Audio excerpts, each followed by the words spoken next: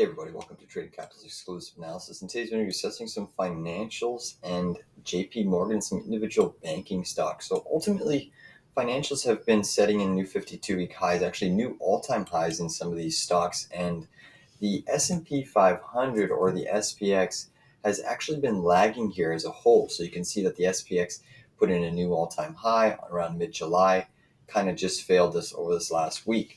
And you look at XLF has been putting in new all-time highs here when the market is not putting in new all-time highs. But now we're into this interesting parallel channel.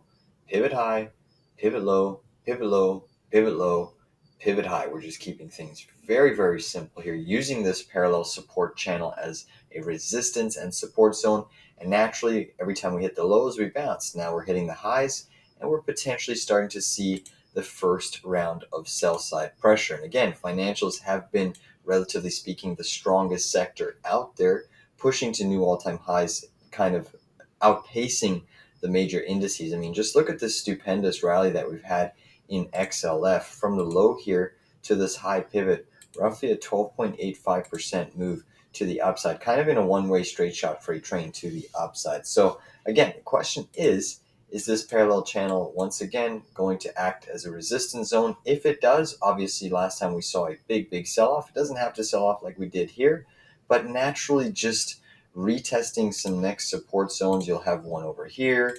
You'll have another one over here.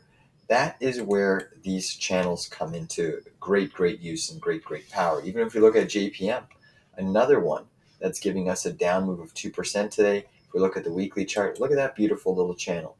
Can even extend it further down to here, and you can see pivot high, pivot, boom, rejection. So this is the power of these trend lines and channels, and we just have to respect that when these stocks, when these leading sectors do come into resistance off of an extended move, they often will see a little bit of profit taking and trimming along the way.